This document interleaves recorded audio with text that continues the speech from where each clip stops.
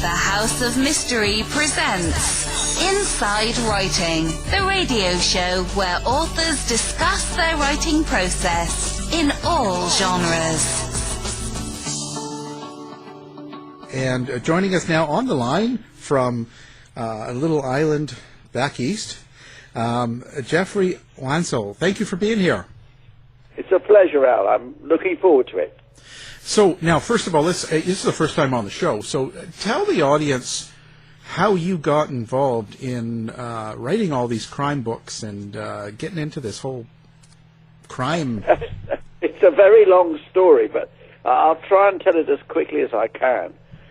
Back in 1995, I was in LA researching and finishing a second book about the wonderful British movie star Cary Grant.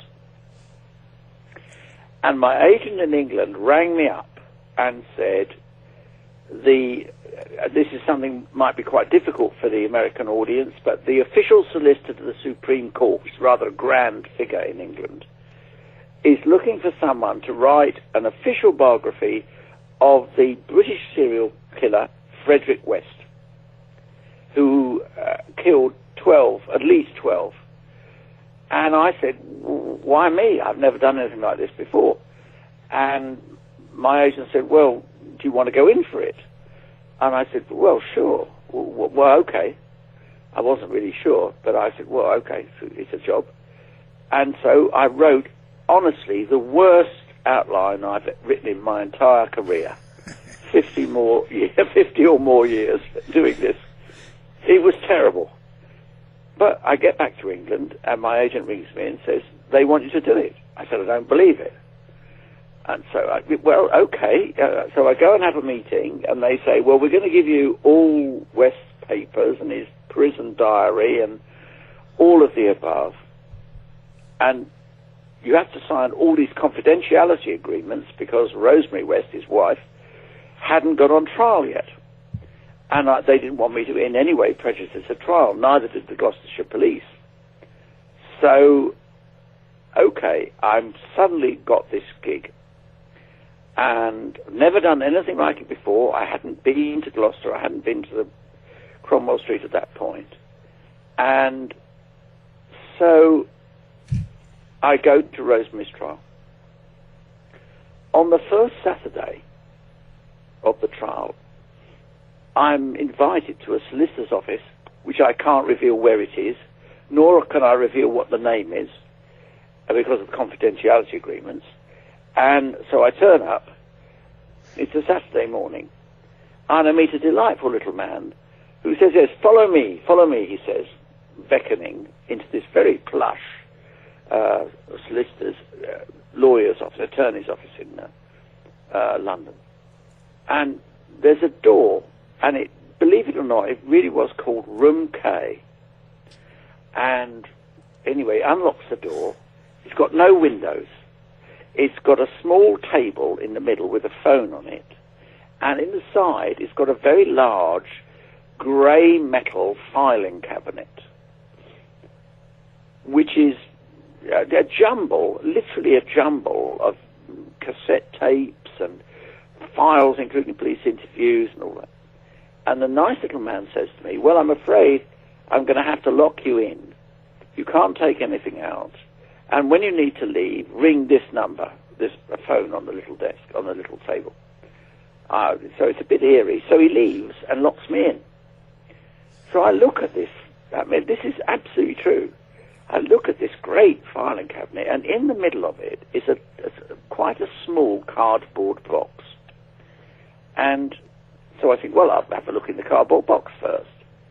So I take the cardboard box out and open it, and it includes Frederick West's clothes, all the way down to his underpants, his shoes, and his socks.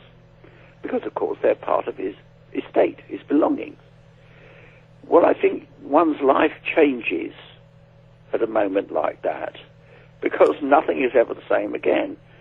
And so I put that back in, and I take out one cassette literally at random, and I put it into the cassette player, and I push the play button, and there is Frederick Walter Stephen West, little Herefordshire, Gloucestershire voice, describing in the most incredible detail how he cut up his daughter Heather's body and shoved it in a dustbin. That's how I started. Wow. I guess after seeing his underwear, that would be Underpants? Well, you call them something else, but we call them underpants. So. Yeah, I hope they washed them. No, they didn't. No, absolutely not. Absolutely not. They were unwashed, I assure you. Oh my God! Imagine what you'd make if you put them on the internet and sell them on eBay. They weren't mine. They were the estate. But genuinely, nothing. None of it was washed. Nothing. Wow. And it was very, very eerie.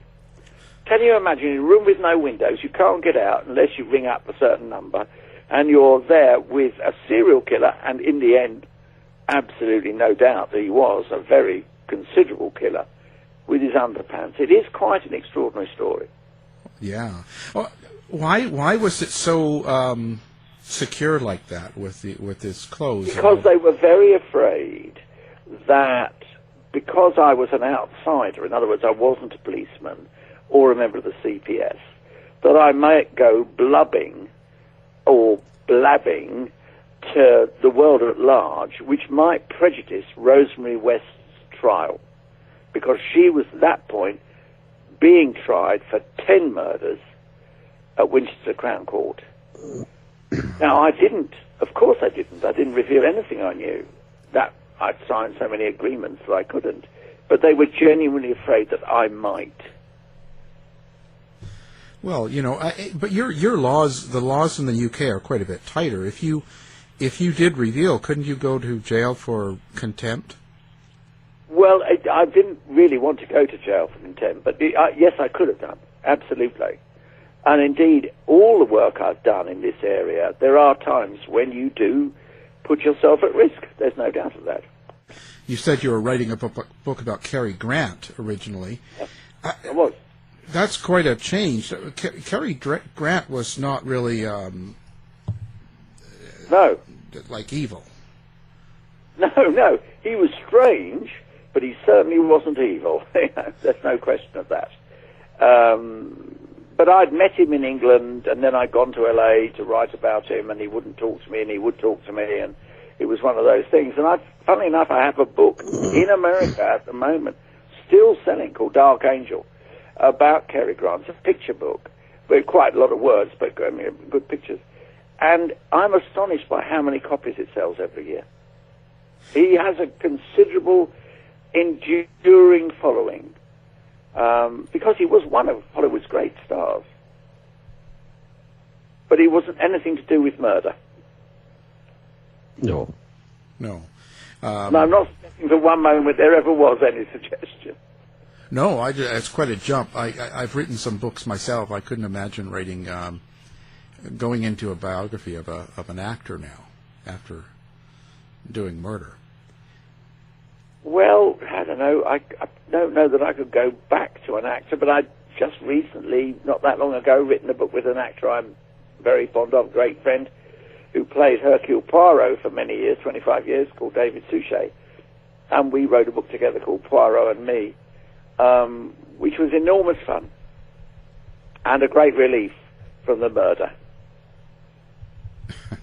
Now, I look at your books, and I know that I have Pure Evil and Lifers, and in both those books, you talk a lot about the killers. Now, what's your thought on the way the serial killers and the mass murderers are of today? Are they progressing from what they were in the 60s and 70s? I'm not sure they are. I think in the end, a psychopath, sociopath, whatever you want to call them, are of a particular kind. And I don't think it changes very much. All the conventional rules apply. A troubled child, possibly abused, practices as a young boy hurting animals, setting them on fire, killing cats, progresses to arson, progresses to petty theft, petty crime, and then escalates into murder. It's often rape and then murder. Now, that's the classic escalator for serial killers.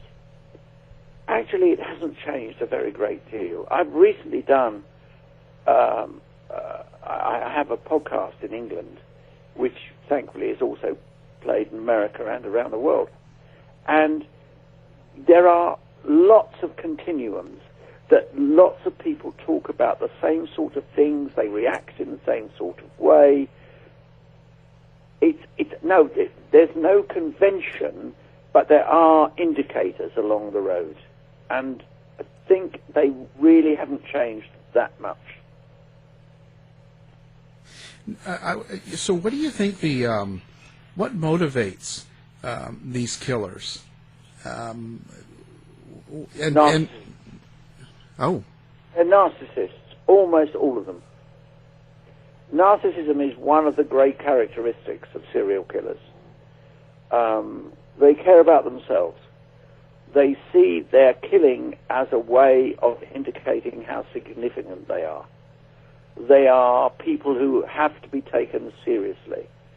And to prove it, they kill. No, it's not quite, that's a simple explanation, but it's very important. A great deal of the psychopathology of serial killers around the world rotates around a very precise narcissistic tendency in themselves.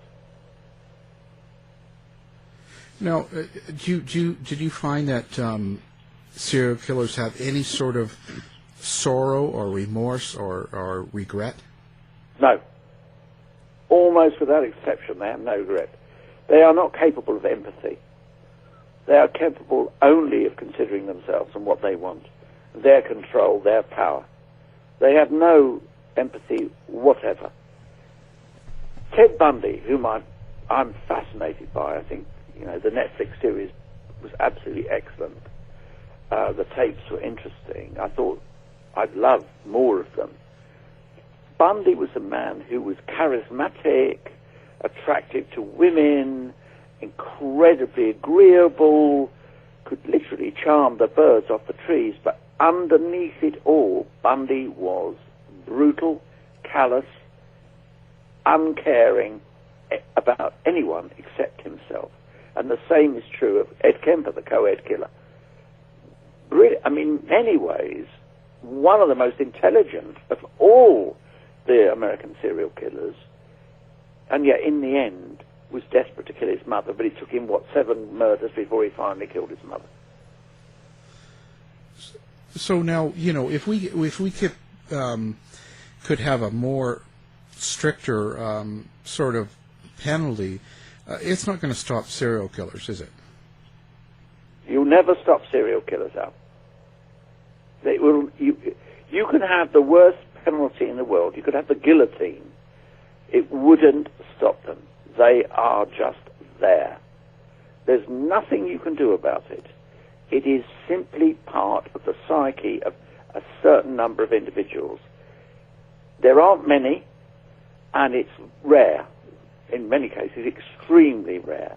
But nevertheless, no matter what you face them with, literally having their heads cut off in New York, in Times Square, it wouldn't change anything. They would still do it, and they would still want to do it. You can't stop them with penalties. Do you consider it an addiction? I consider it a psychopathology. I don't know about addiction, because you never know. Classically, serial killers escalate. You've only got to watch Criminal Minds and all those, BAU shows. They classically escalate. But there's nothing anyone can do, and I'm not being in any way disregarding of the benefits of the criminal justice system, but there's nothing anyone can do to stop that escalation. It is in their psychopathology.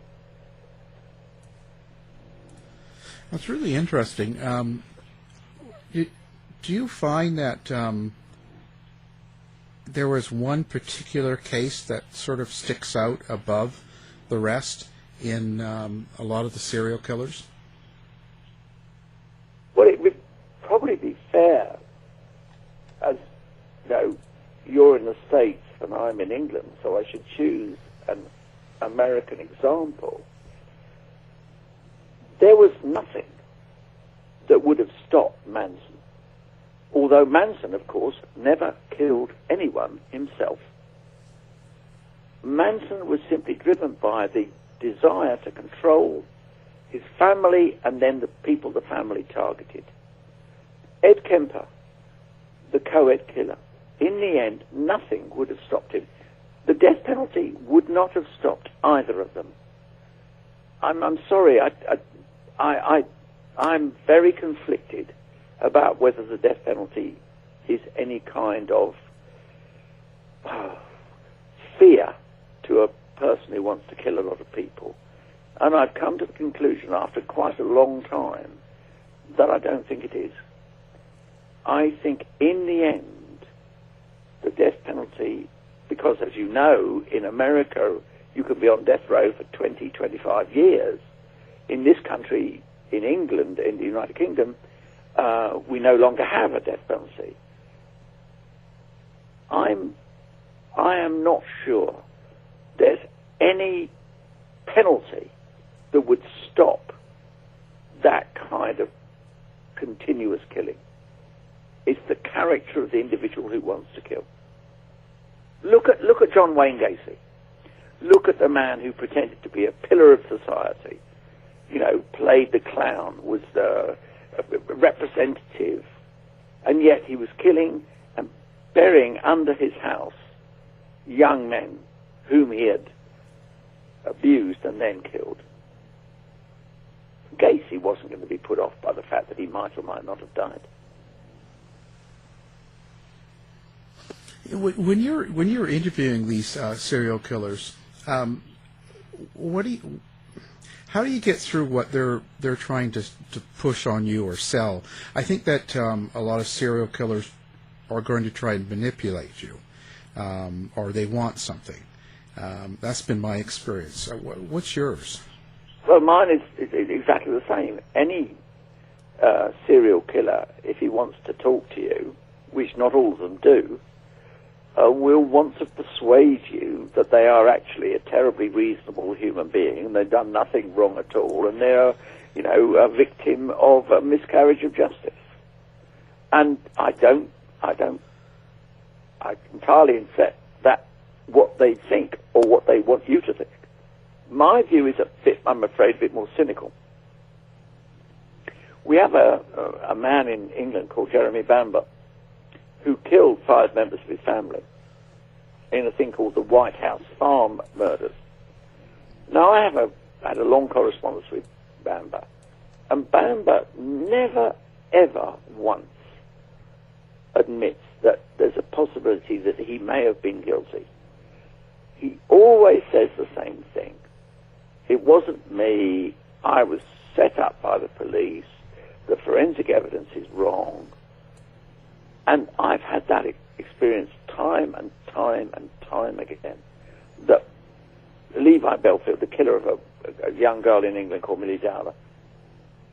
Oh, no, it wasn't me. I wasn't there. I didn't do it. In America, I think one of the interesting things not about Bundy, because Bundy effectively did sort of admit that he did it, but Gacy denied it to the end. I mean,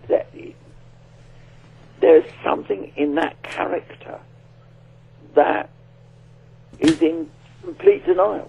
Do you think that it is the narcissistic part of these killers that won't allow them to admit that they've done it? They don't want the world to perceive them as the evil things that they really are, even though it would be... That's a very interesting question. I think there are 2 issues here.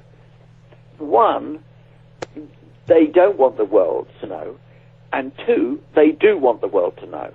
They want to be famous. They genuinely want to be remembered as, oh, that was the guy who killed and buried all those hikers at Green River. Oh, but they're equally, in themselves, they want to say, no, it wasn't me. So it's a very interesting contrast. They want the fame, but they also don't want to admit it. Mm-hmm. And I don't know how you resolve that, Mike. Yeah. It's in that schizophrenic part of a personality which says to themselves when they're sitting at home having supper or whatever, and they know they've just cut up their latest victim. Well, that's not really me. That's another me. Yeah, that's how really that's how Bundy dealt with it, was absolutely in the third person and talking about it as though it was some entity outside himself. Yes. And also Son of Sam did that as well. Absolutely.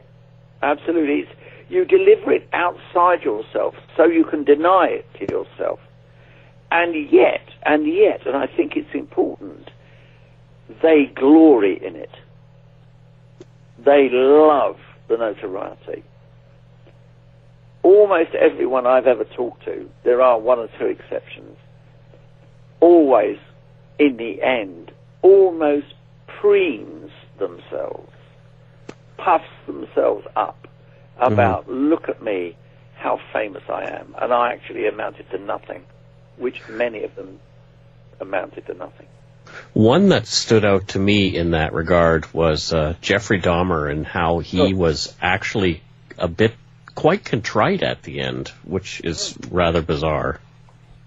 I think he's in a way the example, the sort of exception that proves the rule. Dahmer was contrite at the end, but nevertheless it didn't stop him. Mm-hmm. I don't think contrition and remorse really figure in multiple murderers. I don't think they think like that. I think they think, I want what I want. I'm going to cut her head off. I'm going to shove her in a bin bag. I'm going to bury her in the garden. I'm going to do whatever I want. I'm going to do unspeakable things to her corpse. That's where their desire lies. They don't see consequences. They just live in that moment for the high. They live in that moment for the fantasy as well. Yeah. They've always fantasized about, this is what I want to do. There are so many examples of that. But they live in that moment of, this is the fantasy, I'm going to live it out, I'm going to do it, hang the consequences. They don't even think about the consequences. You've written about Kemper as well. Yeah. He stopped after his mother. Do you think that had he not turned himself in, that he would have continued? No. I think Kemper is incredibly interesting. And I also think the first series of Mindhunter is incredibly good. Mm-hmm. Kemper is very interesting. Kemper wanted to kill his mother but didn't know how to do it.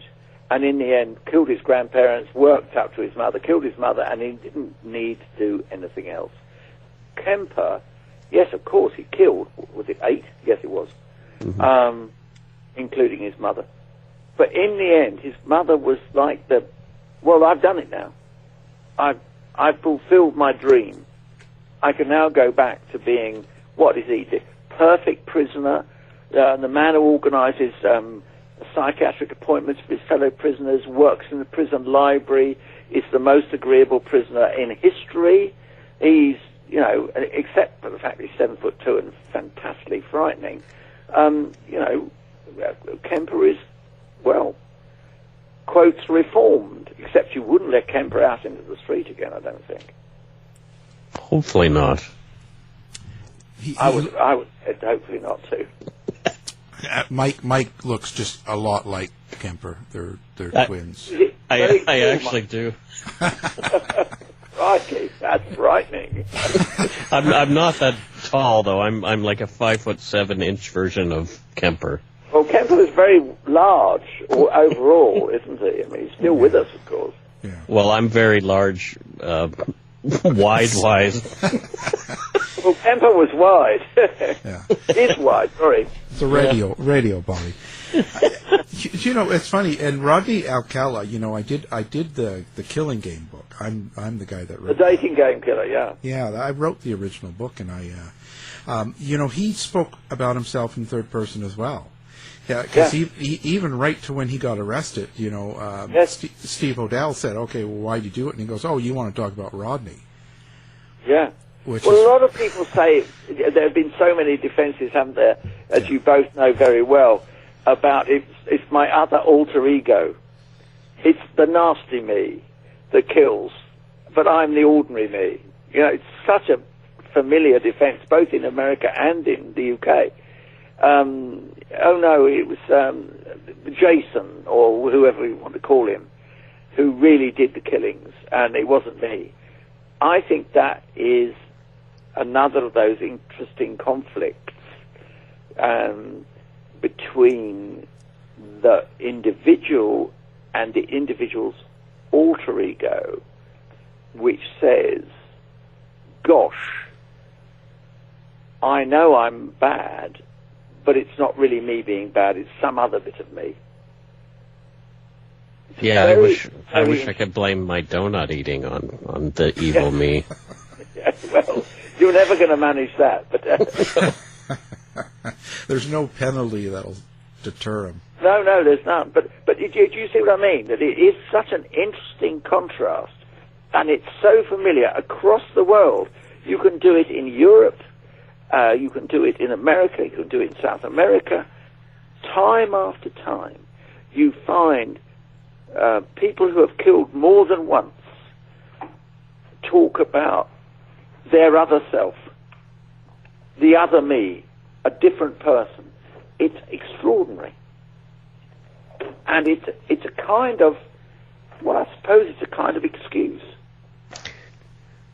Not to bring fiction into it, but the serial killer Dexter called it his dark passenger. Yes, absolutely. I always like that description. Yeah, but it's an interesting point, isn't it?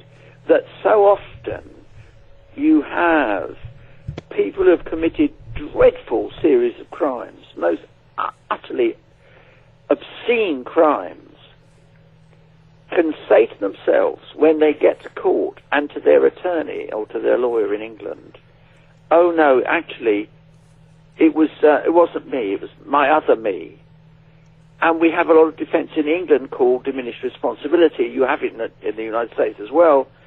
I wasn't in control of myself. Now, if somebody kills relentlessly, I find it very difficult to understand how you can't admit to yourself that it was you. But I understand that they do. Now, when you say they have no empathy, they don't really feel the same about the people they've killed, but yet they have the ability. They don't feel for anything for anybody but themselves. So, but they have the ability to love, or no? I would challenge you to find me a single real serial killer around the world who was capable of love. A lot of people are capable of feigning love, but I'm not so sure. Mm-hmm. Love implies that you want to embrace another human being. Anyone who works in the area of, anyone who commits these sorts of crimes is really not capable of that emotion. They can feign it, but I don't think they're capable of it. Now, I can hear people immediately saying, "Oh, well, what about Dr. Crippen and Ethel and Eve? Didn't he love her, and that's the reason he killed his wife and gave her all her jewelry, and they ran away?" I think Crippen only really cared about himself. Mm-hmm. And I think the same is true almost universally. There will obviously be an exception, but almost universally, I think that's the case. This isn't a very cheery conversation, is it? Oh, I'm having a great time. Yeah, no, I'm just coffee and death. I just It's very gloomy, a bit dark. Well, that's who we are. That's my personality. Yeah. Well, it's only because you're here. No, let's not go there. He's killing the donuts as we speak. So not killing the donuts. Oh dear, that's terrible. Well, it's pretty interesting, and I just wonder if there's really going to be any way to determine who will be a serial killer and who won't, and if there's any sort of cure for this, or there's any sort of remedy. No, two phrases always stick in my mind. Bad things happen to good people, and which is absolutely true. And there's no such thing as fair. Life is incredibly unfair, and it'll never be anything else. So extraordinarily innocent, naive, maybe sometimes, but equally maybe very clever people fall into the hands of men or women, and there are some women, who do dreadful things to them. We are never, ever going to be able to stop that. And I do not think, I'm happy for the United States to have the death penalty. I'm not arguing against death row. But nothing in the end will stop them. I'm sorry, that's a very bleak view, but I'm absolutely convinced of it. Well, so we'll keep Mike on chains. No, just don't give him too many donuts. Yeah, no, it's just really. So, is there any differences? Have you noticed any differences in serial killers in England as compared to the States or Canada, Australia? I would say England, usually the numbers are smaller. America, usually the numbers are larger. Australia, the numbers are smaller. There are some very interesting examples in Europe where there are quite large numbers that people don't find because it's easy because you move around between the countries. The classic major American serial killers are much, much higher numbers. Now, maybe that's because you have that state system that let's go back to Bundy, you could move from California to Utah to Wisconsin, end up in Florida. You can move around and the dots are not always connected. In England, you can do it, but you have to be a bit cleverer because the dots can be connected more quickly. In Australia, they don't even think of connecting the dots. They don't have serial killers in their minds. How could that be? They're so wonderful. They don't think, quote, it could be a serial killer and he might be in Melbourne or he might be in Perth or he might be in Darwin, he might be in Brisbane. Their minds don't work like that.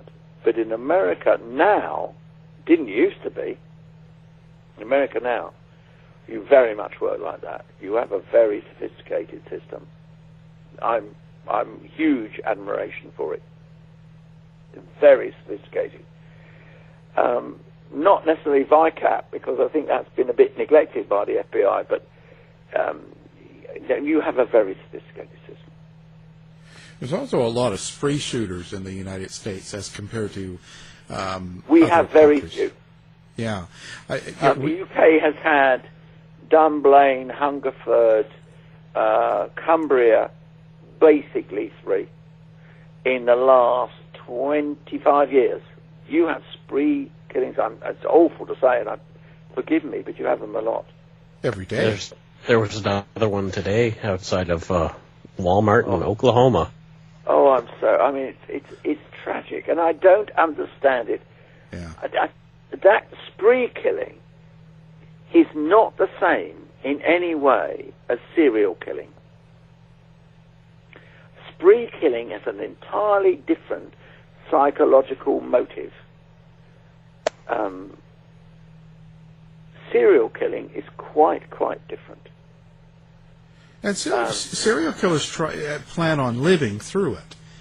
They do. Spree killers almost always want to die.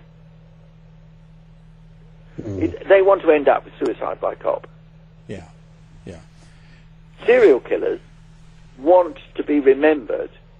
Now, we could talk about spree killers in America. Who can remember the name of more than one spree killer in the last 10 years? Answer, no one. People remember serial killers. So you're saying we should go into the serial killing business, not spree killing? No, I'm saying neither. Believe me, I'm not. But I think it's very interesting. Spree killers are interested in their own moment of volcanic eruption. They are not about their legend or their legacy. That's a different issue. Serial killers are very, very concerned with their legacy, their name. Same in this country. Levi Belfield, a man who killed 3 women and almost killed a 4th, he, to this day, loves the notoriety. That's the whole point. They want to be remembered. Ted Bundy wanted to be remembered. Spree killers do not care about that. That's not where they are. Do you have any idea why do you think there's so many spree killings in the U.S. compared to the world? Of course, the axis of guns, but the actual act in itself, like Mike was saying, one in Walmart last night. There was one in Fresno of 16 people. It seems to be almost daily. Al, I wish I could give you a really clear answer. Without going into the whole gun control issue, which is, we've been there, we've got the T-shirt, we know how the argument works. But I think it's a lot to do with rage. I think it's to do with, I feel I'm underappreciated, I'm disrespected, as we would say in this country. People don't take me seriously enough, and I'm going to make a point. It's usually people with low self-esteem. It's usually people who feel that they've been ignored and not taken seriously. But I think it's a tragedy. I think it's an American tragedy, and I believe me, I sympathize entirely with you. Thankfully, in this country, we don't have quite the same level of it. And I'm not attributing it only to gun control, but I do think there must be something to do with the nature of the psyche. Yeah, it's something in the culture. Why aren't we giving them enough praise? Why aren't we? But, I can contradict my own thesis. Some of our spree killers have usually been the trigger has been dislike for their brother. They think their brother has disrespected them. It's remarkable. It's remarkable. Okay, Geoffrey. Now, so you've got a podcast out there. Let's tell listeners how they can catch you on air. If you go to any of your podcast platforms, we're on a platform called Audio Boom, but you can find us in all other ways. If you put into your iPhone, podcasts, and you tap in Blood Ties, which is my daughter and I, we've been doing it for 2 years. We're just about to do a live one in London about Jack the Ripper. Cool. Probably the most famous British crime, unsolved British crime. So do Do you tackle mostly British cases? Yeah, but we have done Bundy, Kemper, and John Wayne Gacy. Okay. And we're going to do Rodney Alcala, and a couple more of the Americans. No, so not just British ones, but we started out literally doing British crimes. But it's been astonishing. People are fascinated, and we get a lot of letters. I've answered 2 today, both from America, saying, love it, and would you do this, and could you do that, and what might you do? The people are so interested. Yeah. One of the things that happened extraordinary, Al, since I started back all those years ago in 95 with Frederick West, when there wasn't really a great deal of interest in true crime. Now, the interest is extraordinary. Literally extraordinary. Oh, yeah. Well, I'm Canadian, so I do a true crime podcast where I cover mostly Canadian cases, and I feel like people are very thirsty for cases other than the ones they've heard over and over again on other shows. Yeah. Yeah. I agree with that. The other thing that Molly and I have discovered is that they love unsolved. Mm-hmm. They like, no, there's not an answer. What might the answer be? Who could have? What might have? I think there's a great appetite for that as well. So yeah, there's the fresh crimes, unsolved crimes, and there's a lot of interest too in unlikely crimes. Why would a 16-year-old, for example, kill a 6-year-old? Mm-hmm. There's a lot of interest in that too. Yeah, like Mary Bell. Yeah, well, Mary Bell, I've done. I was a reporter when she was first arrested. I've been doing this for such a long time. What do you think's become of her? I mean, we don't really know. I know she's been relocated. She's given very successful witness protection. She married again. Married the second time. She lives in happy obscurity. And if you ask me, would she ever do it again? I doubt it. I doubt it. She was a very troubled 11-year-old who killed 2 young people, 2 children who came across her bowels. Maybe it was about attracting attention. Maybe because she was driven to it by a rather unhappy home, unhappy family. But there's been no sign since then. Mary Bell is famous for being Mary Bell, but it's almost nearly 60 years ago. Yeah. Wow. Long time ago. And okay, now and let's give them your website as well, so that if they want to check you out and maybe check out some of your books. Well, if you look at my website, you just have to type into your search engine Geoffrey Wansell, and you find my website. And there are some books in there. I think only one of them is in print in America at the moment, but you can never tell. And I'm about to do another one, I think.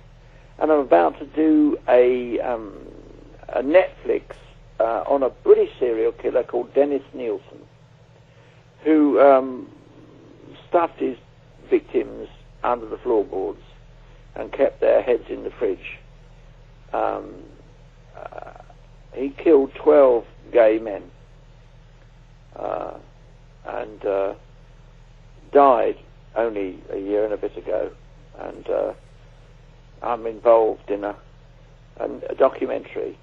There is a drama actually being made at the moment as well about him, but I'm involved in the documentary about him. So yeah, I don't. The passion for this sort of material, Al, doesn't seem to go away. No, mm-hmm. And there's endless supply to work on. That's the worst thing of all. Yeah. I wish there were less supply to work on, don't you? I mean, yeah. I guess we get used to it. We've been in it for so long that we sound kind of callous sometimes. That's why. But you need to. I don't think you should. sure you're not, but I mean, I would say, from my perspective, that it changes you. This sort of work changes you, and you never get it out of your head. But I think better that people like you and I and Mike, who clearly have it in perspective, I'd rather have that. I don't feel as though my life has been made impossible or awful by what I've learnt and done and people I've talked to and the cases I've dealt with. I think I've managed to survive with my head held high and with a sense of proportion. But it's not always easy to do, because you learn so many dreadful things. Yeah, certainly. And you see so many photographs. Yeah. But that's why we have donuts. To make it all go away. It makes it all go away, really. Well, the donuts. I'm glad to hear that. Yeah. Donuts, coffee, tea, whatever. It all works. Whatever it takes. Whatever it takes. Well, it's been a splendid conversation, and we've really enjoyed having you on. Our guest, Geoffrey Wansell. Thank you. Thank you. It's been a pleasure. Absolute delight. To find out more about our show, guests, or to listen to past shows from our archive, please go to www.houseofmysteryradio.com.